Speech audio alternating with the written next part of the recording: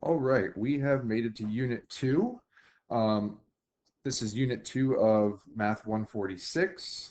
We're going to be talking about functions, specifically properties and graphs of those functions.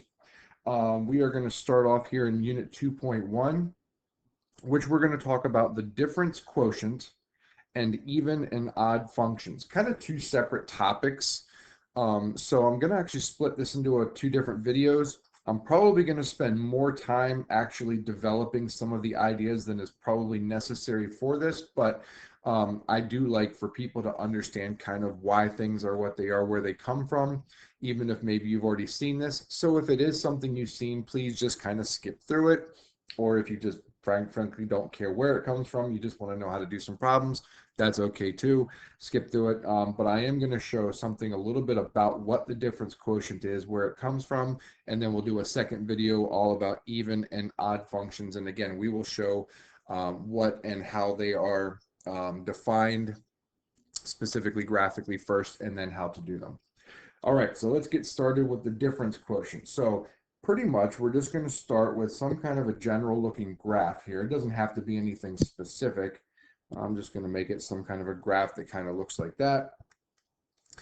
And the difference quotient basically says this. If I were to take some point on this graph, well, that's got some kind of an x value associated with it, and its y value here, instead of calling it y, because this is going to be a function, we'll call it a function of x. And then we're going to have some kind of a secondary point over here, which also has some kind of an x value associated with it. However, we're not just going to call it another x, because that's what we have there. What we have is, you should notice that you have some kind of a change in x values to go from one to the other. We're going to call that change the letter h. Some people call it delta x, which is another word for change of x. We're just going to call it h. So if that's the case, in order for us to get from x to this next one, we would have to add that distance of h. So the next x value here would be x plus h. And then if I wanted to define, I probably should have made this graph just a little bit higher over here. If I wanted to define the y value associated with that, well, that of course is going to be f of x plus h. I'm just going to plug in x plus h into my function, and I would get that y value. So the difference quotient, and it is exactly what it says, it is a difference, which means it's a subtraction, and a quotient. The idea is this is really simple. It is basically just slope. It's the slope in between these 2 points. How are we going to define the slope from there to there? Kind of missed. Try that again. How am I going to define that slope? Well, it is nothing more than, hopefully you remember slope, y2 minus y1 over x2 minus x1. Well, in this case, our y2 is f of x plus h. Our y1 is f of x, divided by x2 would have been the x plus h, and x1 would just be x. And the top doesn't really simplify at all, because it's two functions evaluated at different spots. The denominator, however, does simplify, because those are just values. So you have an x minus an x in the denominator, so this really simplifies to f of x plus h minus f of x divided by h. That is the difference quotient. Of course, h in this case cannot be 0. There is more that goes into how all this is developed, but again, that is a slightly more advanced topic. That is something that you should get when you get to calculus. Excuse me. This is our difference quotient. Kind of ran out of room there. So that's what it is, f of x plus h minus f of x divided by h. All right, so now let's see what happens when we try to apply the difference quotient. And again, think of this in your head. This is just slope. That's really all we're finding. We're just finding slope. So let's do some examples. We're going to specifically look at 3 different examples. I think those will probably be good enough. You can extend this to a lot more, but I think 3 will be good enough in this case. So example 1, we want to find the difference quotient of f of x equals 2x squared minus 3x. All right, so to find the difference quotient, you're going to need a couple of things. You need f of x. All right, well, that's given to us. That's nice. You need f of x plus h. Okay, we need to do a little bit of work to find that. And h is always just h. It simply represents the difference between the two x values. It's just a number, basically, in this case. So the difference quotient, we have f of x. We need f of x plus h. All right, so to find f of x plus h, if I said let's find f of 4, you know that you would simply plug 4 in for x. Well, if I want to find f of x plus h, it's the exact same idea. I simply want to take x plus h, and I want to plug it in for every x in my original function. So f of x plus h is going to be 2 times, and you'll see why I'm writing these parentheses. I am simply going to remove the x's from the original f of x, and in their place, I am going to put x plus h. So that is f of x plus h. We pretty much have everything that we need now in order to find the difference quotient. The biggest thing is going to be simplifying. So let's go ahead and do that. The difference quotient is f of x plus h, which is 2 times x plus h squared, minus 3 times x plus h. That's f of x plus h minus f of x. F of x was a quantity, things which are being added or subtracted together. So let's keep it in a parentheses so that hopefully we don't forget to distribute the minus sign. And then all of that is over h. Okay, here's a little hint as we go through the simplification process. If we do this correctly, everything in the numerator, once we distribute everything and combine like terms, everything in the numerator that does not have an h in it has to algebraically cancel itself out on the top. It's got to subtract out. If it doesn't, we have done something wrong. So let's make sure that that works as we go through this process. Okay, so let's take it step by step here. In the first piece, we've got 2 times x plus h squared. We have to square the x plus h, which will be 2 times x squared, multiply x and h and double it. That'll be 2xh, and then square the h. We can go ahead and distribute the minus 3 through the second part. So that's going to be minus 3x minus 3h. And then we can distribute the negative sign through the last part, which will give us a negative 2x squared and a plus 3x. Don't lose the fact that this is all over top of h. Now let's distribute the 2. So we're going to have 2x squared plus 4xh plus 2h squared minus 3x minus 3h minus 2x squared plus 3x all over h. Kind of looks like a mess right now, but it's going to simplify very quickly. So what we should see is that I've got a 2x squared and a minus 2x squared. That's good because they did not have h in them. I have a negative 3x and a positive 3x. Those will subtract out. That's good. Everything that is left, technically I can't combine anyway, but they all have h in it, which is good. So let's rewrite this as 4xh plus 2h squared minus 3h, all divided by h.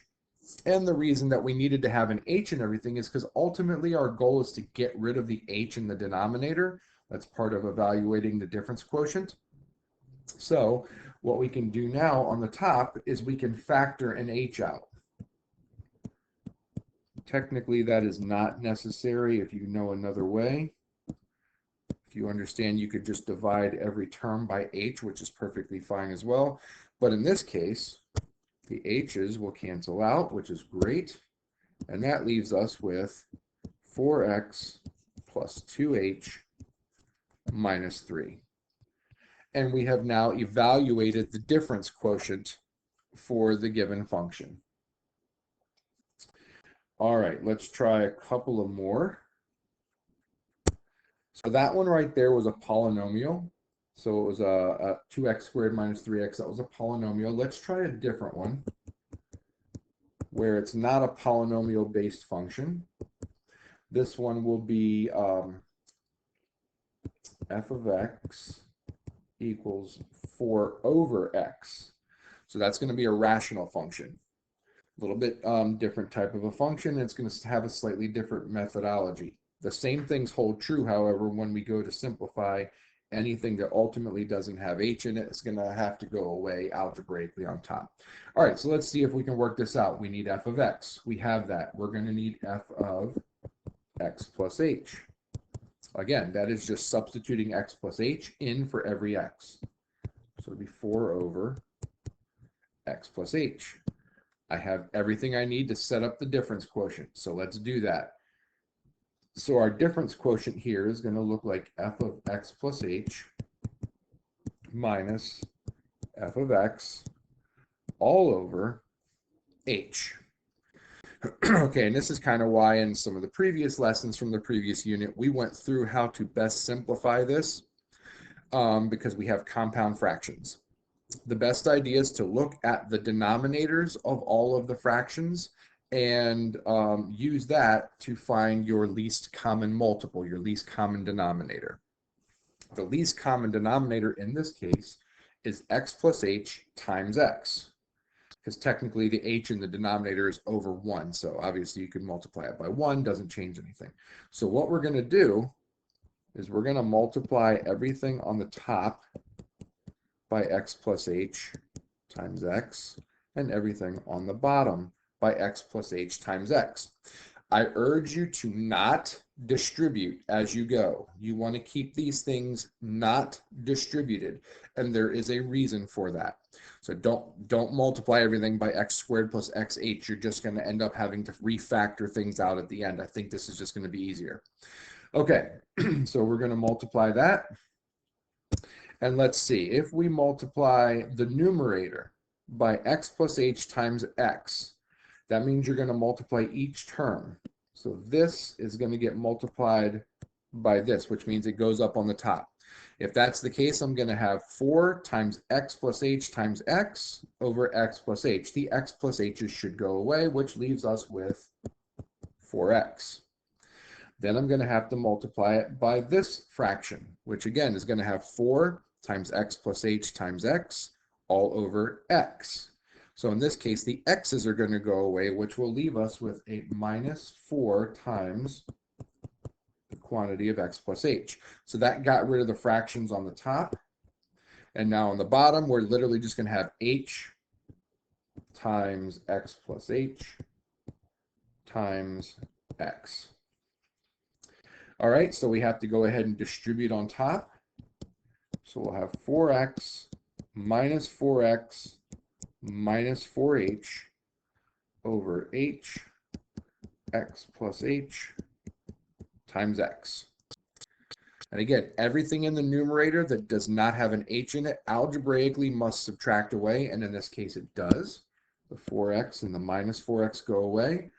Don't lose the fact that that numerator on top now still has a negative out in front, but it will have a negative 4h divided by h x plus h times x. And the nice thing is I don't have any factoring that I have to do here because the h's are now going to cancel out. That one, we'll get rid of that one. And that leaves us with our final answer of negative 4 divided by x plus h times x. And that is probably the most simplified difference quotient. At this point, yes, you could distribute the x through the denominator since we've gotten rid of everything we needed to.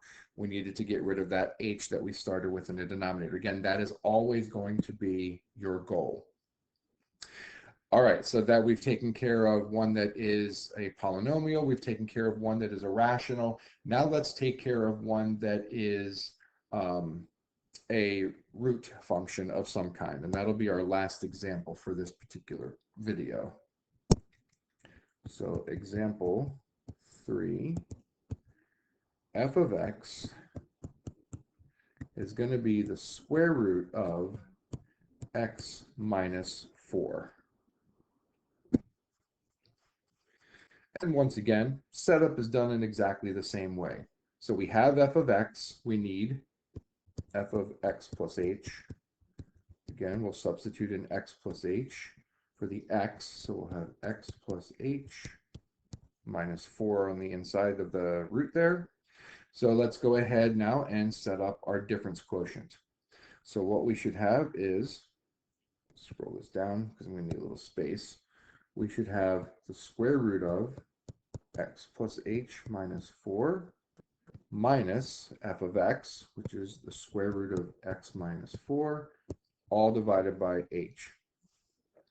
Again, our goal is to get rid of the h in the denominator that's there. Okay, this one's definitely different. We can't just expand things. There's no common denominator to worry about. What we have to do is we have to do something which is slightly different. We have to rationalize the function, but we're rationalizing the numerator in this case. We're actually getting rid of those roots in the numerator because we have to somehow be able to combine like terms and get rid of those x's in the numerator. So in order to rationalize the numerator in this case, we have to multiply the top and the bottom by something which is called the conjugate. I'm going to introduce that word if you have not heard it before. The conjugate, basically what that means is you're going to have the exact same two terms, but the opposite sign. So in this case, our conjugate that we're going to multiply by is going to be the square root of x plus h minus 4 and the square root of x minus 4, but instead of a minus in between, it is the plus. And we have to do that on the top and the bottom in order to maintain the proper balance of the fraction. And if you're not really sure, if you've never seen this, you might ask yourself, why are we doing this? Well, let's find out. And again, don't distribute anything on the denominator. I just think it makes it easier not to. All right, so what you have to think of is that this numerator is now a binomial times a binomial. You're going to multiply it out just like you would. Again, iFoil. You can use whatever method it is that you're used to using. One way or another, the first times the first here is that square root of x plus h minus 4 times the square root of x plus h minus 4. Multiplying the same square roots together just leaves what's underneath, which is going to leave x plus h minus 4. In the case of the outside and the inside terms, if I were to multiply, and I'm going to erase this in a second, if I were to multiply this root times that root, literally you would get the square root of x plus h minus 4 times the square root of x minus 4. And then if I were to multiply these two pieces together, I would get exactly the same thing, only it would be negative. So when I have the positive of that multiplication and I add it to the negative of that multiplication, those two things are going to cancel out. They're going to subtract away, which is what we need. So the outside and the inside, or those two pieces, those two terms are going to go away, which just leaves minus the last one, which is going to be these two pieces multiplied together. Square root of x minus 4 times square root of x minus 4 is just x minus 4. And notice I kept that in parentheses because there is a quantity that we're subtracting. All of that will be over h times the square root of x plus h minus 4 plus the square root of x minus 4. So let's go ahead and simplify the numerator.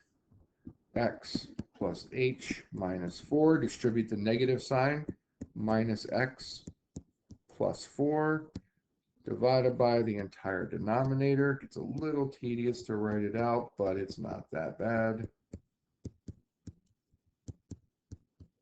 Oops, lost my in parentheses on that first one. All right, so now what you should see is that the x and the negative x are going to cancel out. The negative 4 and the positive 4 are going to cancel out, and that leaves us with just h. Now, this is important.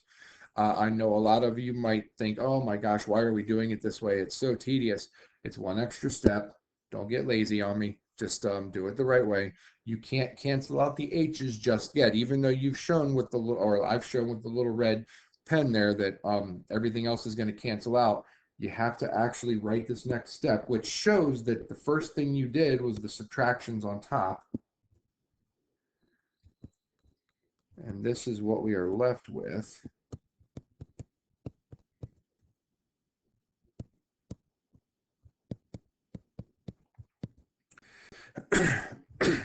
And again, you might say, well, why couldn't I just cancel out the h's? And then I'm going to show you why in a second here. If I had just done this, now I don't know if you actually understood that the order of operations still applied, because I can't tell just by looking at that which order you did things in. I thought, maybe you thought, oh, I can get rid of the h's first, which technically you cannot do until everything else is subtracted away and all you have left on top is an h. So you do need to write it in two separate steps. Now, those h's will go away, and we will be left with a 1 on top over square root of x plus 8 minus 4 plus the square root of x minus 4. And that is the simplified difference quotient for that particular problem. All right, again, this is an extremely, extremely useful thing when it comes to calculus, and when you get there, you'll understand why this is probably one of the more important pieces, because it really helps to develop some of the major concepts in calculus. All right, that's good enough for this. Hopefully that gave you enough to be able to work on your difference quotients, and we'll come back with a second video.